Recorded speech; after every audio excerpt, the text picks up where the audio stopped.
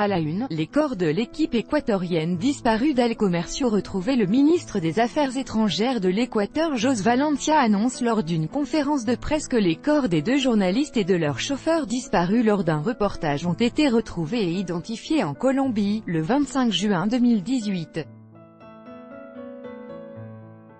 Reuters, Daniel Tapia. Le parquet colombien a confirmé hier que les 3 cadavres, retrouvés jeudi dernier dans une fosse commune non loin de la ville de Tumaco dans le sud du pays, étaient bien ceux de l'équipe d'El Comercio, rapporte El Espectador. Après avoir reçu les résultats des tests ADN, le procureur en a informé les familles des victimes. Le quotidien rappelle que le journaliste Javier Ortega, le photographe Paul Riva et leur chauffeur Efraín Segara ont été enlevés le 26 mars par des dissidents de l'ex-guérilla des FARC alors qu'ils effectuaient un reportage à la frontière entre l'Équateur et la Colombie et qu'ils avaient les autorisations de l'armée pour se rendre dans cette zone en proie à la violence des trafiquants de drogue.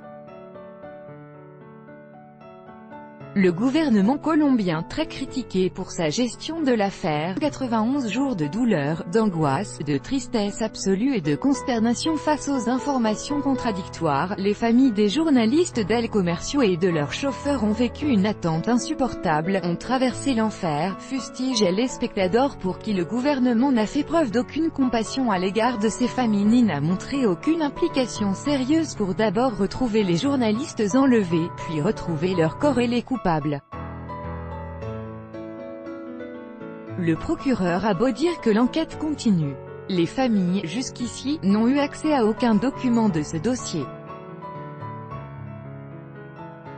Dans un communiqué, les proches des 3 victimes ont fait part de leur profonde douleur et de leur consternation face à ce crime abject, a écrit la Hora qui poursuit. Les familles ont encore une fois souligné que l'enlèvement et l'assassinat des journalistes et de leurs chauffeurs ne devaient en aucun cas tomber dans l'oubli. Ces enlèvements et ces assassinats ne doivent pas faire partie d'une longue liste de crimes impunis. À tous les niveaux, les responsabilités doivent être clairement établies, ont-elles réclamé. Le quotidien El Comercio, pour lequel travaillaient les 3 victimes, annonce le retour des dépouilles pour 10 h demain matin. Et l'éditorialiste de conclure que Javier, Paul et Efraín puissent enfin reposer en paix et que la vérité éclate. L'Argentine paralysée ce lundi par une grève générale à l'appel de la principale centrale syndicale, la CGT. Les travailleurs ont protesté ainsi contre la politique de rigueur budgétaire menée par le président Mauricio Macri et contre la conclusion d'un accord avec le Fonds monétaire international, note pagina 12, mais comme le formule un salarié dans les colonnes du journal, ce fut d'abord une grève pour pouvoir continuer à travailler. Le mouvement a été en tout cas très suivi, pagina 12 parle même d'une « grève grandiose », les principales villes ont été quasi désertes. Pas de train, pas d'autobus, pas de taxi, pas d'avion. Les écoles et une immense majorité des commerces sont restés fermés.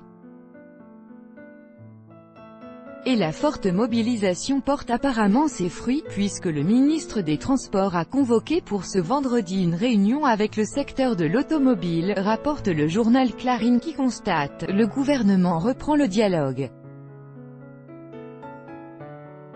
Un autre candidat assassiné à 5 jours des élections générales au Mexique. À 5 jours du premier tour des élections générales au Mexique, un autre candidat a été assassiné. Emigdio López Avendano était candidat aux élections municipales dans l'état d'Oaxaca, dans le sud du pays.